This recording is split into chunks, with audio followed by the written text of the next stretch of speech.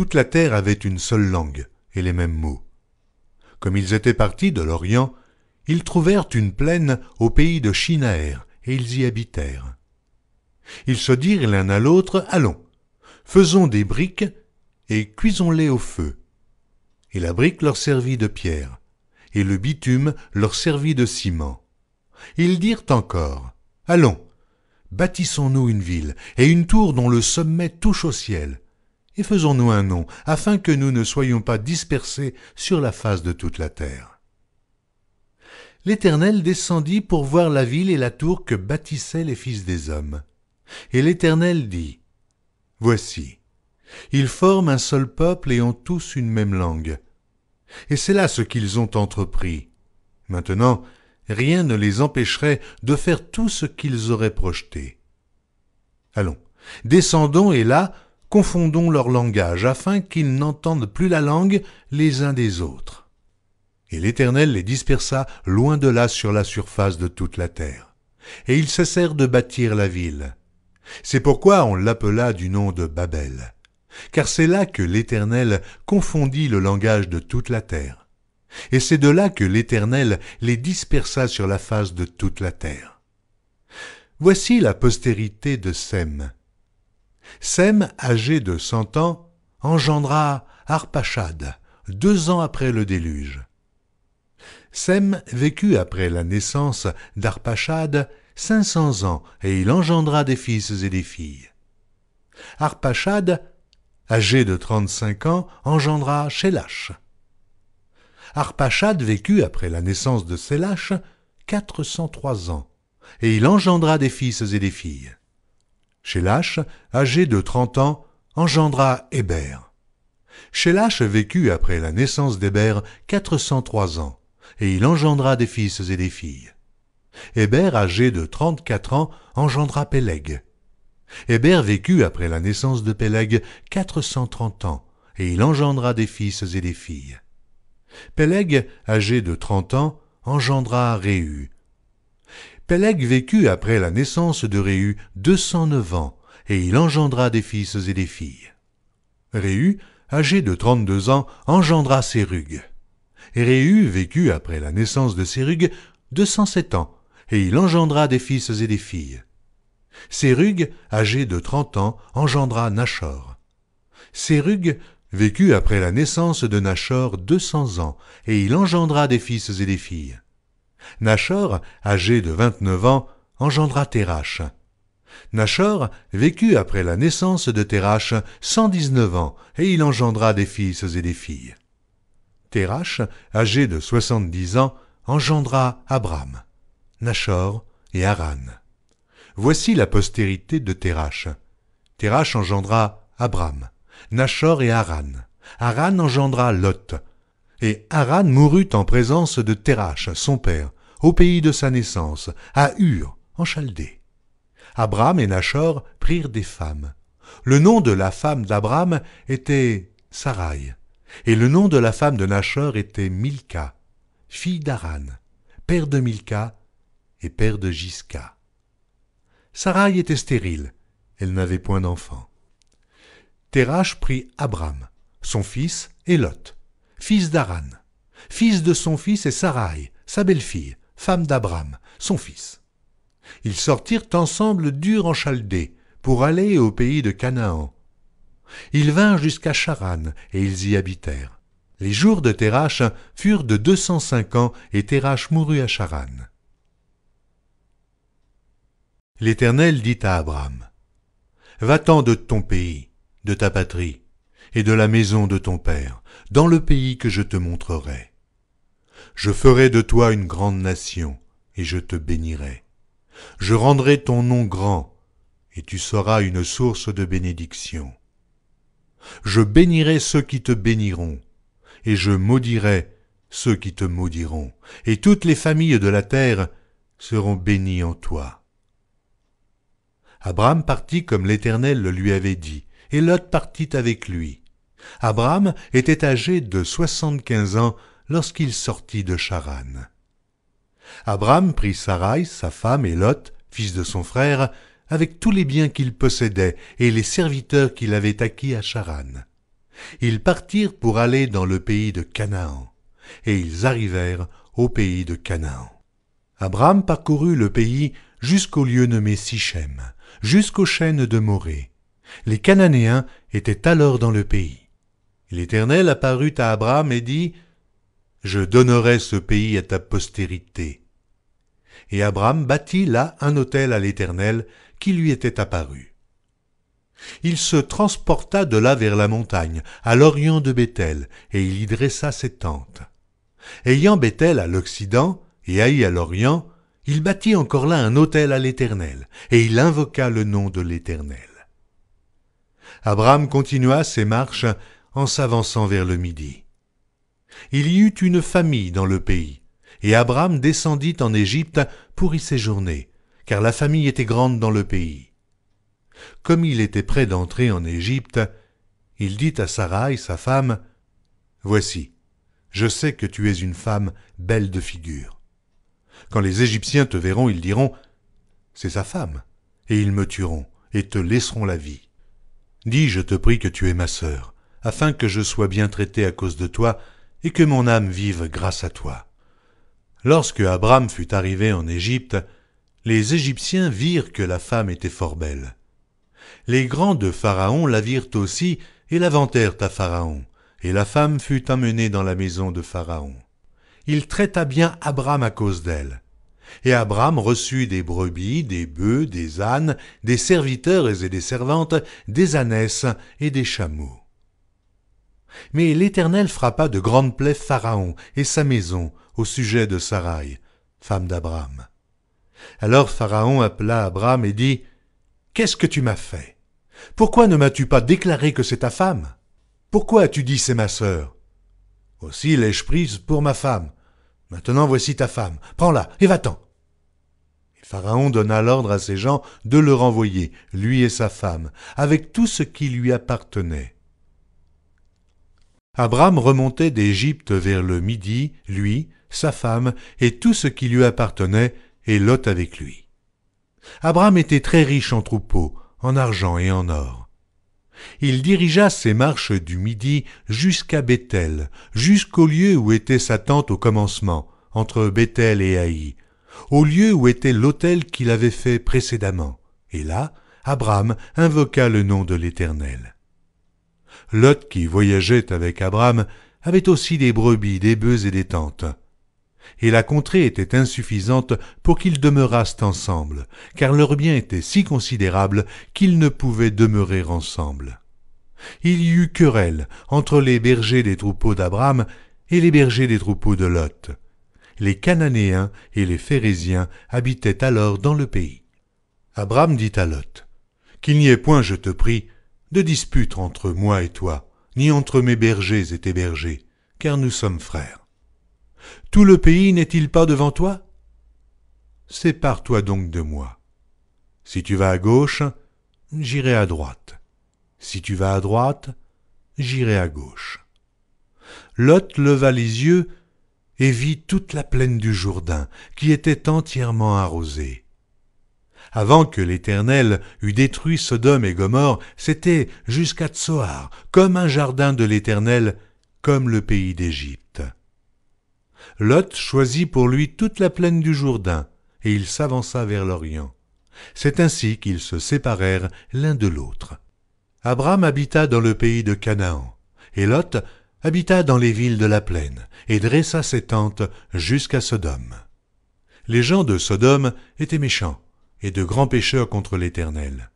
L'Éternel dit à Abram, après que Lot se fut séparé de lui : « Lève les yeux, et du lieu où tu es, regarde vers le nord et le midi, vers l'Orient et l'Occident. Car tout le pays que tu vois, je le donnerai à toi et à ta postérité pour toujours. Je rendrai ta postérité comme la poussière de la terre, en sorte que, si quelqu'un peut compter la poussière de la terre, ta postérité aussi sera comptée.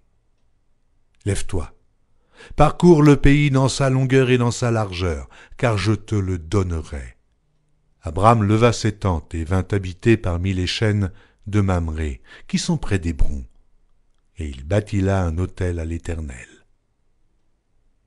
Dans le temps d'Amraphel, roi de Shinéar, d'Arjoc, roi d'Élazar, de Kerdolaomer, roi d'Élam, et de Tidéal, roi de Gojim. Il arriva qu'ils firent la guerre à Béra, roi de Sodome, à Birsha, roi de Gomorre, à Shinéad, roi d'Adma, à Shéméhéber, roi de Tséboïm, et au roi de Béla, qui est Tsoar. Ces derniers s'assemblèrent dans la vallée de Siddim, qui est la mer Salée. Pendant 12 ans, ils avaient été soumis à Kerdolaomer, et la 13e année, ils s'étaient révoltés. Mais la 14e année, Kerdolaomer et les rois qui étaient avec lui se mirent en marche, et ils bâtirent les Réphaïm à Ashtaroth, Kernaïm, les Usim à Ham, les Émim à Chavé, Kirjataïm, et les Oriens de leur montagne de Séhir, jusqu'aux chênes de Paran, qui est près du désert. Puis ils s'en retournèrent, vinrent à Amishpat, qui est Kadès, et bâtirent les Amélécites sur tout leur territoire, ainsi que les Amoréens établis à Azatson Tamar. Alors s'avancèrent le roi de Sodome, le roi de Gomorre, le roi d'Adma, le roi de Tséboïm et le roi de Béla, qui est Tsoar, et ils se rangèrent en bataille contre eux dans la vallée de Siddim. Contre Kerdolaomer, roi d'Élam, Tidéal, roi de Gojim, Amraphel, roi de Shinéar, et Arjoc, roi d'Élazar. 4 rois contre 5. La vallée de Siddim était couverte de puits de bitume. Le roi de Sodome et celui de Gomorre prirent la fuite et y tombèrent. Le reste s'enfuit vers la montagne. Les vainqueurs enlevèrent toutes les richesses de Sodome et de Gomorre, et toutes leurs provisions, et ils s'en allèrent. Ils enlevèrent aussi avec ses biens Lot, fils du frère d'Abram, qui demeurait à Sodome, et ils s'en allèrent. Un fuyard vint l'annoncer à Abram, l'Hébreu. Celui-ci habitait parmi les chênes de Mamré. L'Amoréen, frère d'Eshcol et frère d'Aner, qui avait fait alliance avec Abram. Dès qu'Abram eut appris que son frère avait été fait prisonnier, il arma 318 de ses plus braves serviteurs, nés dans sa maison, et il poursuivit les rois jusqu'à Dan. Il divisa sa troupe pour les attaquer de nuit, lui et ses serviteurs. Il les battit et les poursuivit jusqu'à Shoba, qui est à la gauche de Damas. Il ramena toutes les richesses, il ramena aussi Lot, son frère, avec ses biens, ainsi que les femmes et le peuple. Après qu'Abram fut revenu vainqueur de Kerdolaomer et des rois qui étaient avec lui, le roi de Sodome sortit à sa rencontre dans la vallée de Chavé, qui est la vallée du roi. Melchisédek, roi de Salem, fit apporter du pain et du vin. Il était sacrificateur du Dieu Très-Haut. Il bénit Abram et dit « Béni soit Abram par le Dieu Très-Haut, maître du ciel et de la terre. Béni soit le Dieu Très-Haut qui a livré tes ennemis entre tes mains. » Et Abram lui donna la dîme de tout. Le roi de Sodome dit à Abram, « Donne-moi les personnes et prends pour toi les richesses. » Abram répondit au roi de Sodome, « Je lève la main vers l'Éternel, le Dieu Très-Haut, maître du ciel et de la terre. Je ne prendrai rien de tout ce qui est à toi, pas même un fil, ni un cordon de soulier, afin que tu ne dises pas, j'ai enrichi Abram, rien pour moi. Seulement ce qu'ont mangé les jeunes gens, et la part des hommes qui ont marché avec moi, Aner, Eshcol et Mamré, eux, ils prendront leur part. » Après ces événements, la parole de l'Éternel fut adressée à Abram dans une vision, et il dit, « Abram, ne crains point, je suis ton bouclier, et ta récompense sera très grande. » Abram répondit, « Seigneur Éternel, que me donneras-tu? Je m'en vais sans enfant, et l'héritier de ma maison, c'est Eliezer de Damas. » Et Abram dit, « Voici, tu ne m'as pas donné de postérité, et celui qui est né dans ma maison sera mon héritier. » Alors la parole de l'Éternel lui fut adressée ainsi. « Ce n'est pas lui qui sera ton héritier, mais c'est celui qui sortira de tes entrailles qui sera ton héritier. » Et après l'avoir conduit dehors, il dit, « Regarde vers le ciel, et compte les étoiles, si tu peux les compter. Et il lui dit, « Telle sera ta postérité. » Abram eut confiance en l'Éternel, qui le lui imputa à justice. L'Éternel lui dit encore, « Je suis l'Éternel, qui t'ai fait sortir d'Ur en Chaldée pour te donner en possession ce pays. » Abram répondit, « Seigneur Éternel, à quoi connaîtrai-je que je le posséderai ?» Et l'Éternel lui dit, « Prends une génisse de 3 ans, une chèvre de 3 ans, un bélier de 3 ans, une tourterelle et une jeune colombe. » Abram prit tous ces animaux, les coupa par le milieu et mit chaque morceau l'un vis-à-vis de l'autre.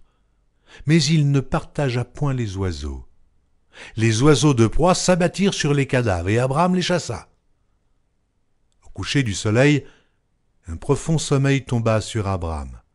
Et voici, une frayeur et une grande obscurité vinrent l'assaillir.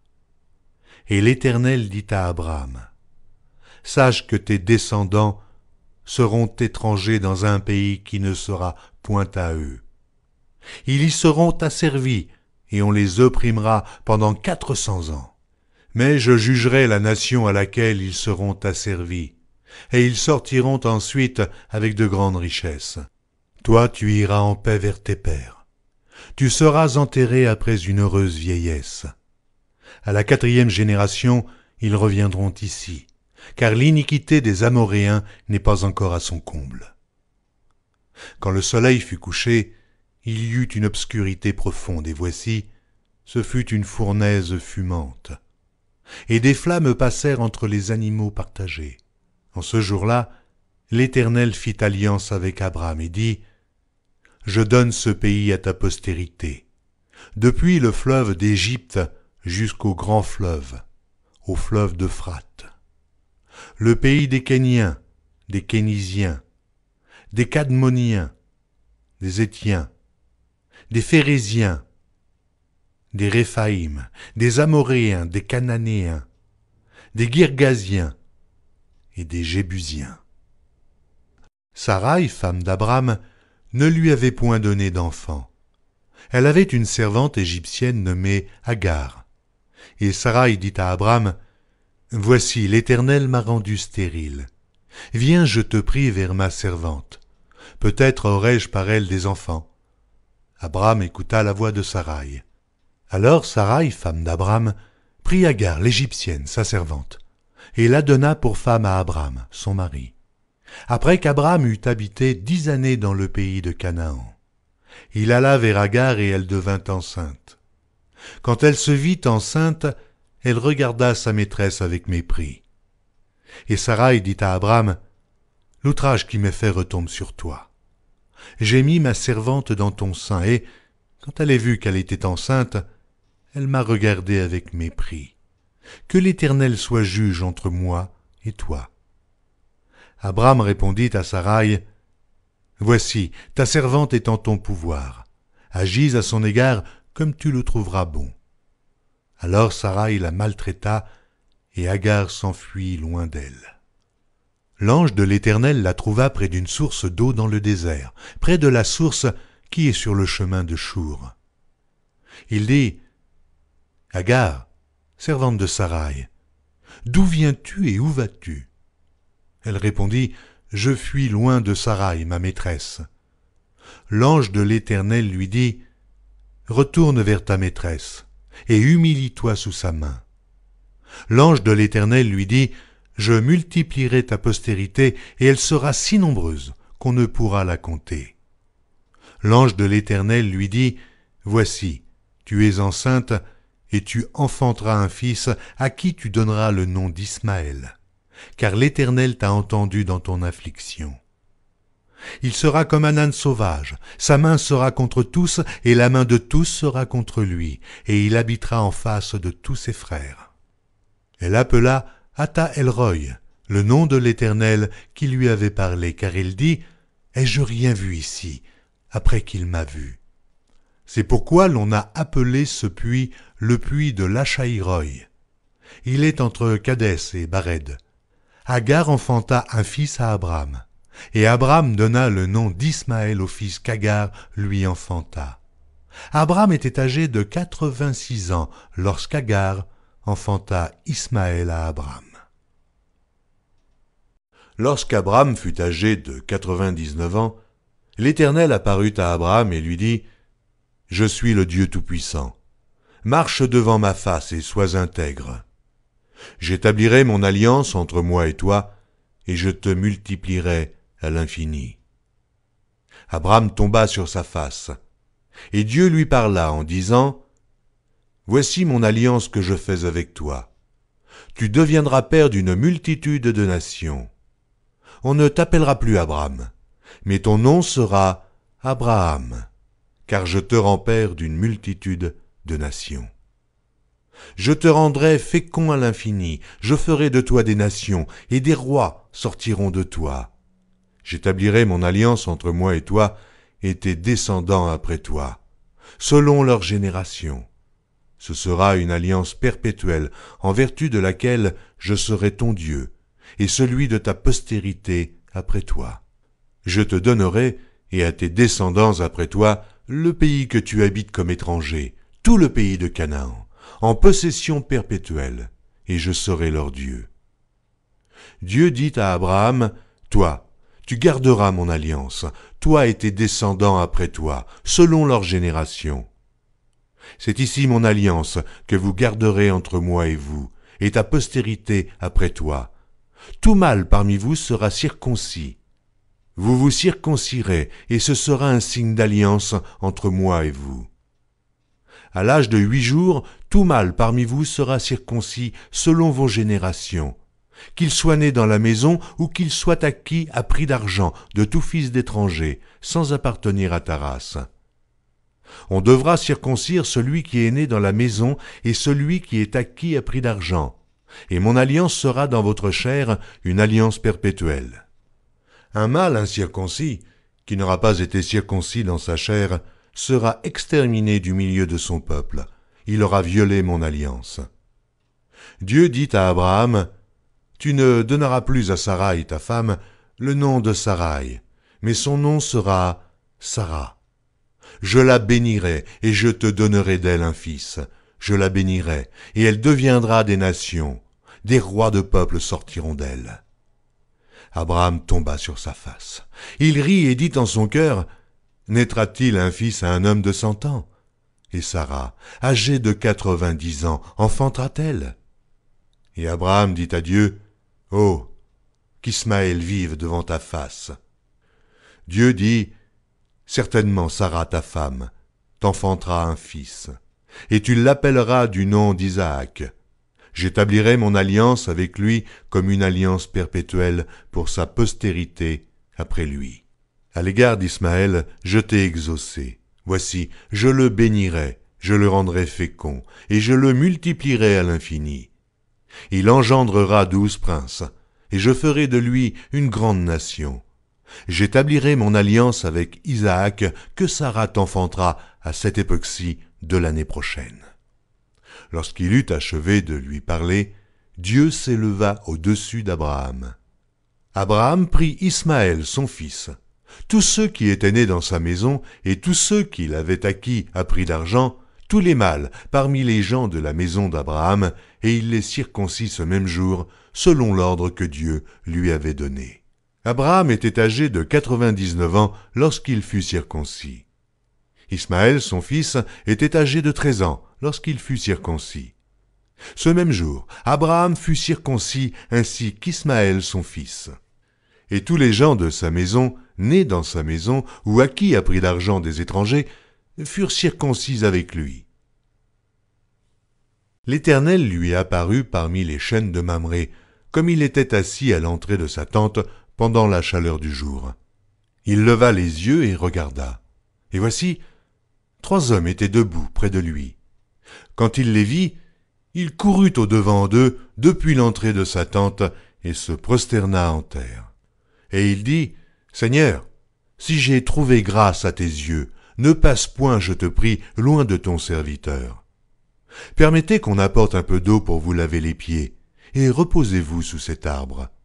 J'irai prendre un morceau de pain pour fortifier votre cœur, après quoi vous continuerez votre route, car c'est pour cela que vous passez près de votre serviteur. » Ils répondirent, « Fais comme tu l'as dit. » Abraham alla promptement dans sa tente vers Sarah, et il dit, « Vite, 3 mesures de fleur de farine, pétris et fais des gâteaux. » Et Abraham courut à son troupeau, prit un veau tendre et bon, et le donna à un serviteur qui se hâta de l'apprêter.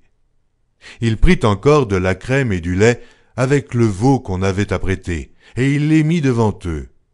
Il se tint lui-même à leur côté, sous l'arbre, et ils mangèrent. Alors ils lui dirent, « Où est Sarah, ta femme ?» Il répondit, « Elle est là, dans la tente. » L'un d'entre eux dit, « Je reviendrai vers toi à cette même époque, et voici Sarah, ta femme, aura un fils. » Sarah écoutait à l'entrée de la tente qui était derrière lui. Abraham et Sarah étaient vieux, avancés en âge, et Sarah ne pouvait plus espérer avoir des enfants.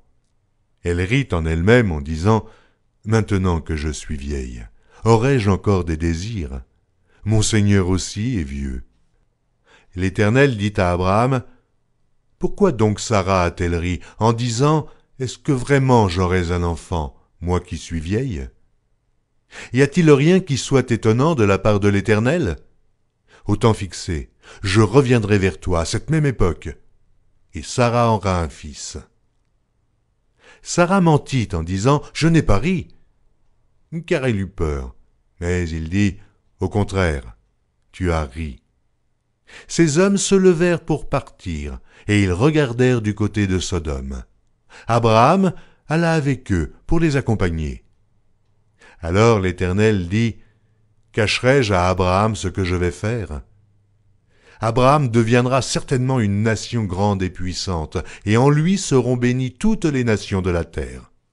Car je l'ai choisi afin qu'il ordonne à ses fils et à sa maison après lui de garder la voie de l'Éternel, en pratiquant la droiture et la justice, et qu'ainsi l'Éternel accomplisse en faveur d'Abraham les promesses qu'il lui a faites. » Et l'Éternel dit, « Le cri contre Sodome et Gomorrhe s'est accru, et leur péché est énorme. C'est pourquoi je vais descendre, et je verrai s'ils ont agi entièrement selon le bruit venu jusqu'à moi. Et si cela n'est pas, je le saurai. » Les hommes s'éloignèrent et allèrent vers Sodome. Mais Abraham se tint encore en présence de l'Éternel. Abraham s'approcha et dit, « Feras-tu périr le juste avec le méchant? Peut-être y a-t-il 50 justes au milieu de la ville. Les feras-tu périr aussi? Et ne pardonneras-tu pas à la ville à cause des 50 justes qui sont au milieu d'elle? Faire mourir le juste avec le méchant, en sorte qu'il soit du juste comme du méchant? Loin de toi cette manière d'agir, loin de toi. Celui qui juge toute la terre n'exercera-t-il pas la justice? » Et l'Éternel dit, « Si je trouve dans Sodome 50 justes au milieu de la ville, je pardonnerai à toute la ville, à cause d'eux. » Abraham reprit et dit, « Voici, j'ai osé parler au Seigneur, moi qui ne suis que poudre et cendre. Peut-être des 50 justes, en manquera-t-il 5?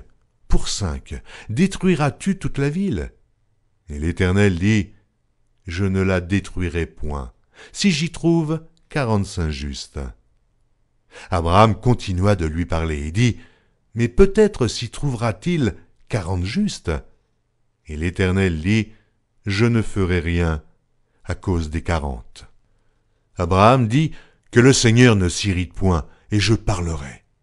Peut-être s'y trouvera-t-il 30 justes? » Et l'Éternel dit, « Je ne ferai rien si j'y trouve 30 justes. » Abraham dit, « Voici, j'ai osé parler au Seigneur.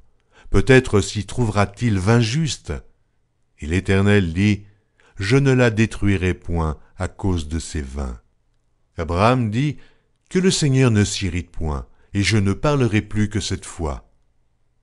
Peut-être s'y trouvera-t-il 10 justes? » Et l'Éternel dit, « Je ne la détruirai point à cause de ces 10 justes. » L'Éternel s'en alla lorsqu'il eut achevé de parler à Abraham, et Abraham retourna dans sa demeure.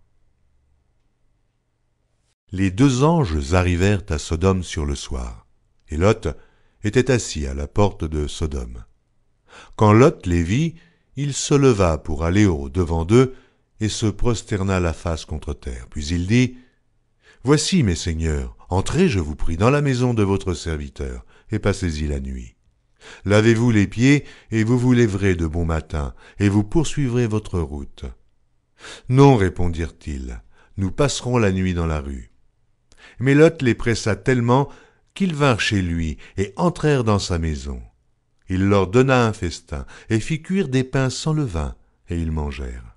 Il n'était pas encore couché que les gens de la ville, les gens de Sodome, entourèrent la maison, depuis les enfants jusqu'aux vieillards.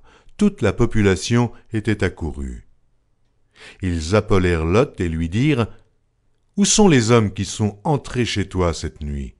Fais-les sortir vers nous, pour que nous les connaissions. » Lot sortit vers eux à l'entrée de la maison et ferma la porte derrière lui. Et il dit, « Mes frères, je vous prie, ne faites pas le mal.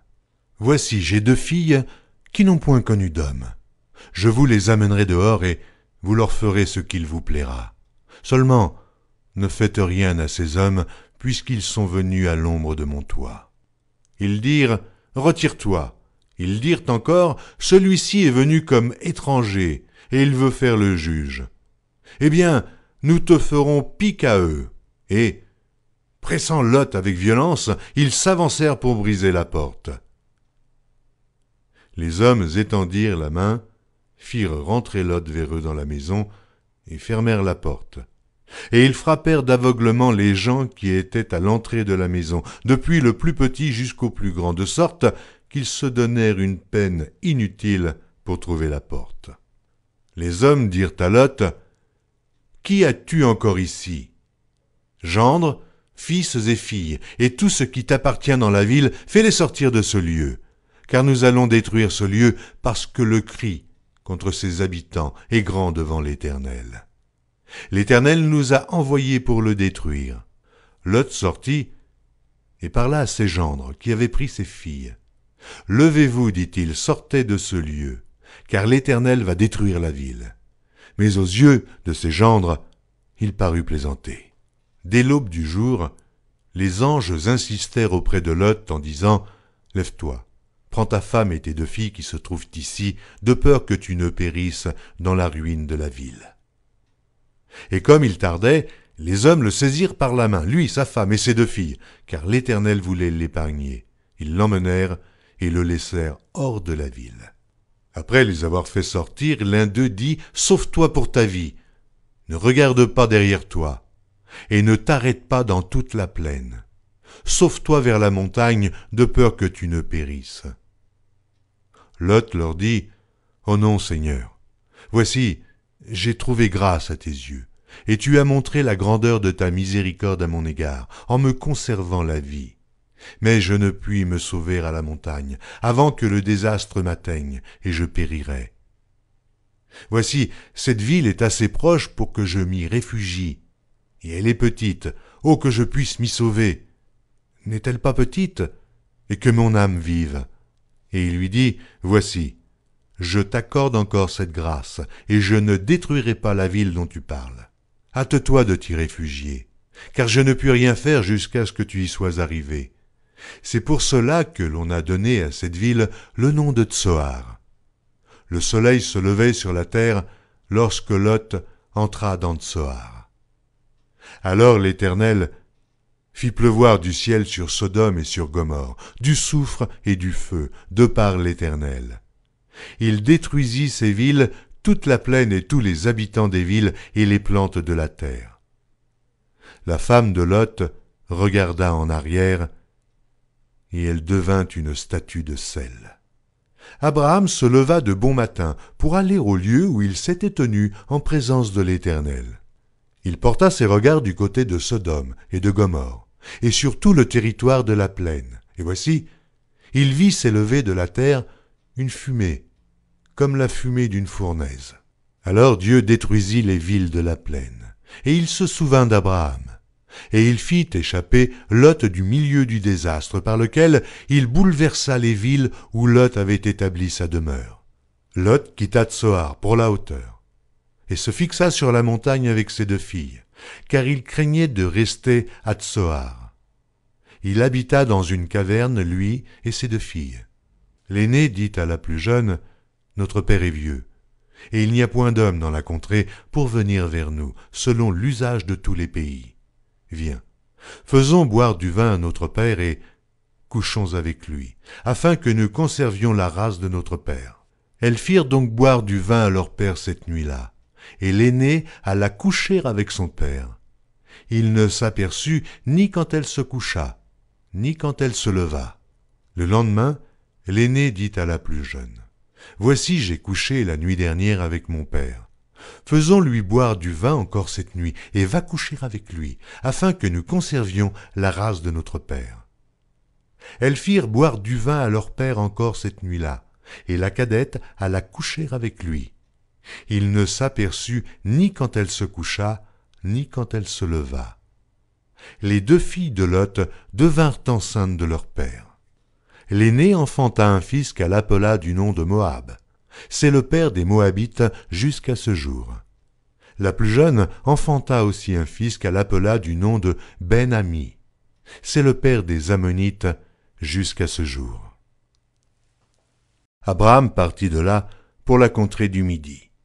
Il s'établit entre Kadès et Shur et fit un séjour à Guérar.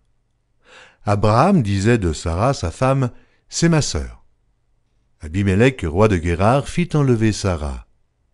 Alors Dieu apparut en songe à Abimélec pendant la nuit et lui dit, « Voici, tu vas mourir, à cause de la femme que tu as enlevée, car elle a un mari. » Abimélec, qui ne s'était point approché d'elle, répondit, « Seigneur, ferais-tu périr même une nation juste? Ne m'a-t-il pas dit, c'est ma sœur? Et elle-même, n'a-t-elle pas dit, c'est mon frère? J'ai agi avec un cœur pur et avec des mains innocentes. » Dieu lui dit en songe, « Je sais que tu as agi avec un cœur pur. Aussi t'ai-je empêché de pécher contre moi. C'est pourquoi je n'ai pas permis que tu la touchasses. Maintenant, rends la femme de cet homme, car il est prophète. Il priera pour toi, et tu vivras. Mais si tu ne la rends pas, sache que tu mourras, toi et tout ce qui t'appartient. » Abimélec se leva de bon matin. Il appela tous ses serviteurs et leur rapporta toutes ces choses, et ces gens furent saisis d'une grande frayeur. Abimélec appela aussi Abraham et lui dit, « Qu'est-ce que tu nous as fait? Et en quoi t'ai-je offensé pour que tu aies fait venir sur moi et sur mon royaume un si grand péché? Tu as commis à mon égard des actes qui ne doivent pas se commettre. » Et Abimélec dit à Abraham, « Quelle intention avais-tu pour agir de la sorte? » Abraham répondit, « Je me disais qu'il n'y avait sans doute aucune crainte de Dieu dans ce pays, et que l'on me tuerait à cause de ma femme. De plus, il est vrai qu'elle est ma sœur, fille de mon père, seulement elle n'est pas fille de ma mère, et elle est devenue ma femme. Lorsque Dieu me fit errer loin de la maison de mon père, je dis à Sarah, « Voici la grâce que tu me feras. Dans tous les lieux où nous irons, dis de moi, c'est mon frère. » Abimélec prit des brebis et des bœufs, des serviteurs et des servantes, et les donna à Abraham et lui rendit Sarah, sa femme. Abimélec dit, « Voici, mon pays est devant toi, demeure où il te plaira. » Et il dit à Sarah, « Voici, je donne à ton frère 1000 pièces d'argent. Cela te sera un voile sur les yeux pour tous ceux qui sont avec toi, et auprès de tous tu seras justifié. » Abraham pria Dieu, et Dieu guérit Abimélec, sa femme et ses servantes, et elles purent enfanter. Car l'Éternel avait frappé de stérilité toute la maison d'Abimélec à cause de Sarah, femme d'Abraham.